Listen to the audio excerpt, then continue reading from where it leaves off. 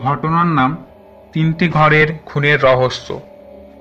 পুরানো ম্যানরটির গাঢ় অন্ধকারে শুধুমাত্র ঝুলে থাকা বাঁশির শিশরানি বাতাসকে কাঁপিয়ে তোলে। অনেক বছর ধরে এটি অব্যবহৃত অবস্থায় পড়েছিল। গ্রামবাসীরা বলাবলি করত, বাড়িটা এমন কিছু অভিশাপ ধারণ করে যা সেখানে প্রবেশ করা যে কারোর জন্য মৃত্যু ডেকে আনতে পারে। তবে রাজ, লুসি, টম ও রাহুল এমন কথা কানে নিল না। তারা ম্যানরটির রহস্য উদ্ঘাটনের সংকল্প নিয়ে সেখানে পা রাখে। তাদের ধারণা ছিল তারা সত্যের সন্ধানে রয়েছে, কিন্তু বাড়িতে প্রবেশ করতেই তারা বুঝতে পারে যে এখানে সাধারণ কিছু নেই। ম্যানরের বাতাসে জমে থাকা শীতলতা যেন তাদের শরীরে আঘাত করতে থাকে। প্রথম ঘরে প্রবেশ করতেই তারা থমকে দাঁড়ালো। ঘরটি যেন একটা জীবন্ত দুঃস্বপ্ন। দেওয়ালের লাল দাগগুলো প্রথমে শুধু রক্তের দাগ মনে হয়েছিল, কিন্তু তা আসলে আঙুলের ছাপ, যেন কেউ তার নখ দিয়ে দেওয়ালে আঁকড়েছে, প্রাণ বাঁচানোর শেষ চেষ্টা করছে। লুসি দেওয়ালে হাত রাখতেই আচমকা তার মন জুড়ে ভয়ানক দৃশ্য এসে ভর করল। সে দেখল একটা মেয়ে অন্ধকারে কারো থেকে পালানোর চেষ্টা করছে, কিন্তু ধরা পড়ে এবং এক ভয়ানক আঘাতে তার জীবন শেষ হয়ে যায়।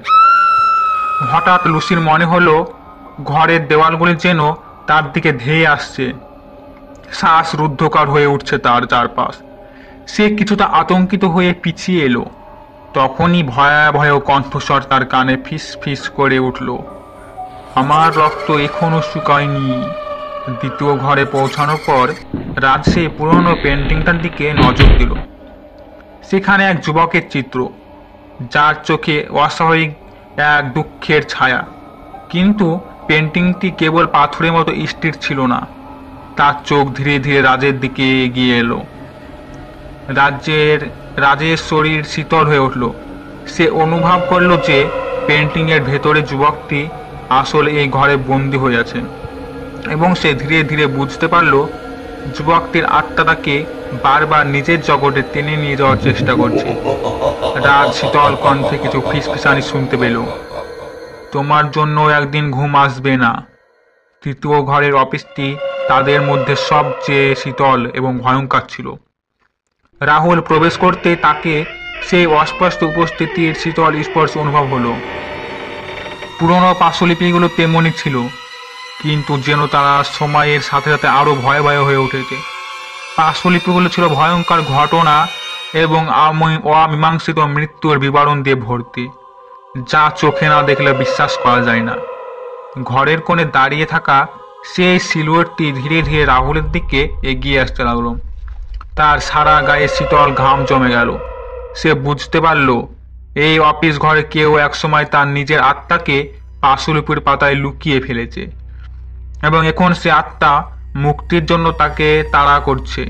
হঠাৎ করেই ঘরটি ধ্বংসাত্মক কম্পনের মধ্যে চলে যায় এবং সেই অন্ধকার সিলুয়েটটি রাহুলের সামনে এসে দাঁড়ায়। তার মন্ত্রমুগ্ধ ভয়াল চোখগুলো রাহুলের দিকে তাকিয়ে থাকলো, যেন তার ভেতরের সত্তা টেনে বের করে নেওয়ার চেষ্টা করছে। তিনটি ঘরে ঘটে যাওয়া ভয়ানক ঘটনাগুলো তদন্তকারীদের মনে এক বিভীষিকা সৃষ্টি করে। তারা বুঝতে পারল যে এই ঘরগুলোতে যা কিছু ঘটছিল তা সাধারণ হত্যাকাণ্ড নয়, এ ছিল এমন কিছু নিষ্ঠুরতা যা এই পৃথিবীতে ছাপ রেখে গেছে, এবং সেই ছাপগুলো এখনো ঘরগুলোতে বিদ্যমান। চারজন তদন্তকারী এখন মৃত্যুর মুখোমুখি। তারা একটি প্রাচীন বই থেকে পড়ে জানলো এই অভিশপ্ত আত্মাগুলো শান্তি পাবে না যতক্ষণ না তাদেরকে সঠিকভাবে সম্মান জানানো হয়। কিন্তু আত্মাগুলো এতটাই বিকৃত এবং বিদ্বেষপূর্ণ হয়ে উঠেছে যে তারা এখন আর শান্তি চায় না, তারা প্রতিশোধ চায়। তদন্তকারীরা জানতো তাদের সামনে কেবল দুটি পথ, হয় তারা মরবে অথবা আত্মাগুলির সাথে একটি ভয়ঙ্কর চুক্তি করতে হবে। রাত গভীর হলো, ঘরের দরজা বন্ধ হয়ে গেল, আর মেঘের ঘন ঘন গর্জন আকাশ জুড়ে ভর করল। তারপর একের পর এক চিৎকার শোনা গেল, যে চিৎকারগুলো ওই ম্যানরের চারপাশে ছড়িয়ে পড়তে লাগলো। পরদিন সকালে ম্যানরটি আবারও একেবারে নিস্তব্ধ।